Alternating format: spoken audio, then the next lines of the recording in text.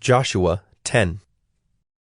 As soon as Adonizedek, king of Jerusalem, heard how Joshua had captured Ai and had devoted it to destruction, doing to Ai and its king as he had done to Jericho and its king, and how the inhabitants of Gibeon had made peace with Israel and were among them, he feared greatly, because Gibeon was a great city, like one of the royal cities, and because it was greater than Ai, and all its men were warriors.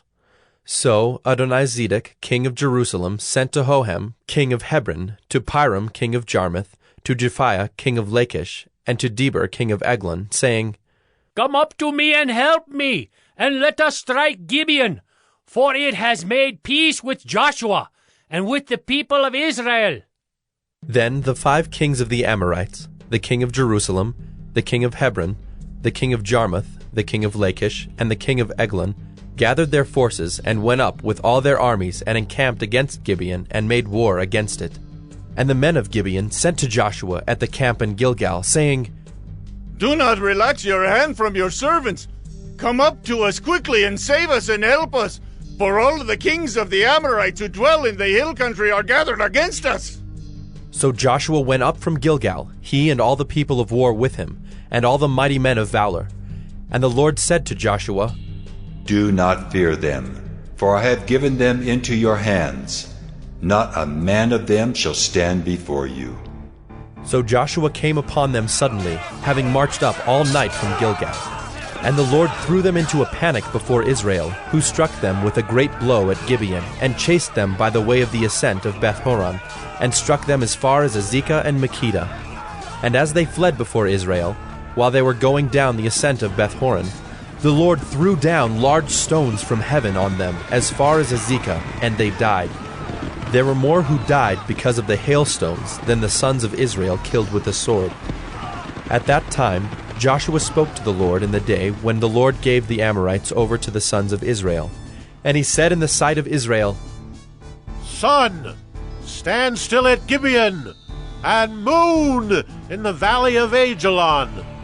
And the sun stood still, and the moon stopped, until the nation took vengeance on their enemies.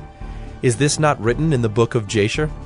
The sun stopped in the midst of heaven, and did not hurry to set for about a whole day. There has been no day like it before or since, when the Lord heeded the voice of a man, for the Lord fought for Israel. So Joshua returned, and all Israel with him, to the camp at Gilgal. These 5 kings fled, and hid themselves in the cave at Makkedah. And it was told to Joshua, The 5 kings have been found, hidden in the cave at Makkedah. And Joshua said, Roll large stones against the mouth of the cave, and set men by it to guard them. But do not stay there yourselves. Pursue your enemies. Attack their rear guard. Do not let them enter their cities, for the Lord your God has given them into your hand. When Joshua and the sons of Israel had finished striking them with a great blow until they were wiped out, and when the remnant that remained of them had entered into the fortified cities, then all the people returned safe to Joshua in the camp at Makkedah. Not a man moved his tongue against any of the people of Israel. Then Joshua said, Open the mouth of the cave, and bring those 5 kings out to me from the cave. And they did so, and brought those 5 kings out to him from the cave, the king of Jerusalem, the king of Hebron, the king of Jarmuth, the king of Lachish, and the king of Eglon. And when they brought those kings out to Joshua, Joshua summoned all the men of Israel, and said to the chiefs of the men of war who had gone with him, Come near, put your feet on the necks of these kings. Then they came near and put their feet on their necks. And Joshua said to them, Do not be afraid or dismayed. Be strong and courageous, for thus the Lord will do to all your enemies against whom you fight. And afterward Joshua struck them and put them to death, and he hanged them on 5 trees. And they hung on the trees until evening. But at the time of the going down of the sun, Joshua commanded, and they took them down from the trees, and threw them into the cave where they had hidden themselves. And they set large stones against the mouth of the cave, which remain to this very day. As for Makkedah, Joshua captured it on that day, and struck it, and its king, with the edge of the sword. He devoted to destruction every person in it. He left none remaining. And he did to the king of Makkedah just as he had done to the king of Jericho. Then Joshua and all Israel with him passed on from Makkedah to Libnah, and fought against Libnah. And the Lord gave it also, and its king, into the hand of Israel. And he struck it with the edge of the sword, and every person in it. He left none remaining in it. And he did to its king as he had done to the king of Jericho. Then Joshua and all Israel with him passed on from Libnah to Lachish, and laid siege to it, and fought against it. And the Lord gave Lachish into the hand of Israel, and he captured it on the second day, and struck it with the edge of the sword, and every person in it, as he had done to Libnah. Then Horam king of Gezer came up to help Lachish, and Joshua struck him and his people, until he left none remaining. Then Joshua and all Israel with him passed on from Lachish to Eglon, and they laid siege to it, and fought against it. And they captured it on that day, and struck it with the edge of the sword. And he devoted every person in it to destruction that day, as he had done to Lachish. Then Joshua and all Israel with him went up from Eglon to Hebron. And they fought against it, and captured it, and struck it with the edge of the sword, and its king and its towns and every person in it. He left none remaining, as he had done to Eglon, and devoted it to destruction, and every person in it. Then Joshua and all Israel with him turned back to Debir, and fought against it, and he captured it with its king and all its towns. And they struck them with the edge of the sword, and devoted to destruction every person in it. He left none remaining. Just as he had done to Hebron and to Libnah and its king, so he did to Debir and to its king. So Joshua struck the whole land, the hill country and the Negeb, and the lowland and the slopes, and all their kings. He left none remaining, but devoted to destruction all that breathed, just as the Lord God of Israel commanded. And Joshua struck them from Kadesh Barnea as far as Gaza, and all the country of Goshen as far as Gibeon.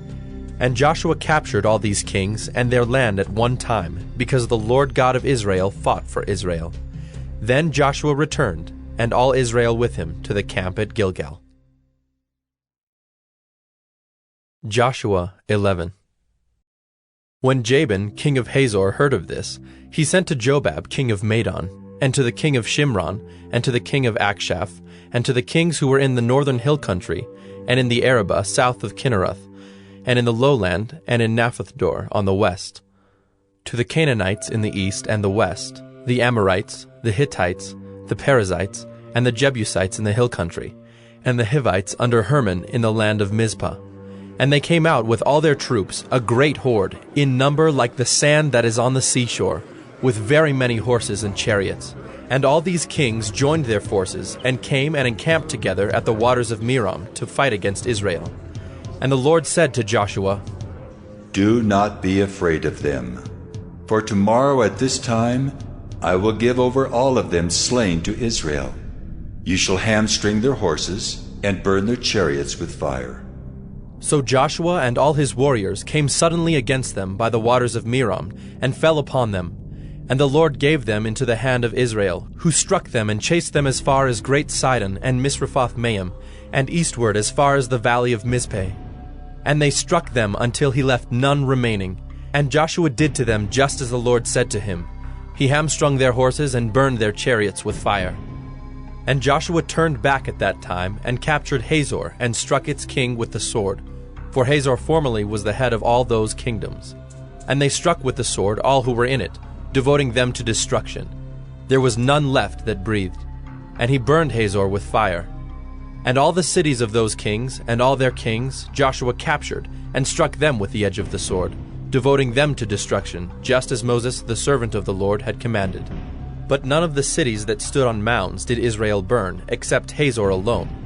That Joshua burned. And all the spoil of these cities and the livestock the people of Israel took for their plunder. But every man they struck with the edge of the sword until they had destroyed them, and they did not leave any who breathed. Just as the Lord had commanded Moses his servant, so Moses commanded Joshua, and so Joshua did. He left nothing undone of all that the Lord had commanded Moses.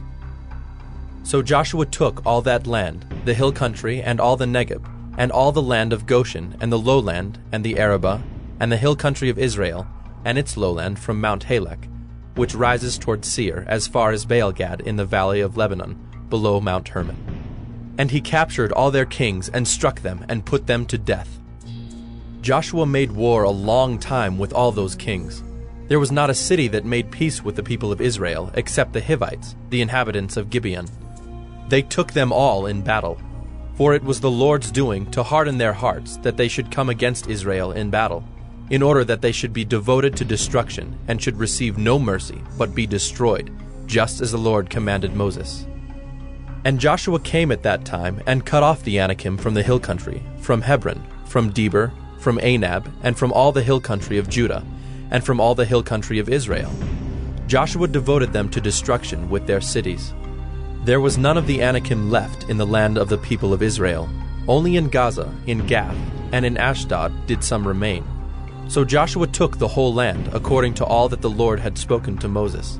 And Joshua gave it for an inheritance to Israel according to their tribal allotments. And the land had rest from war.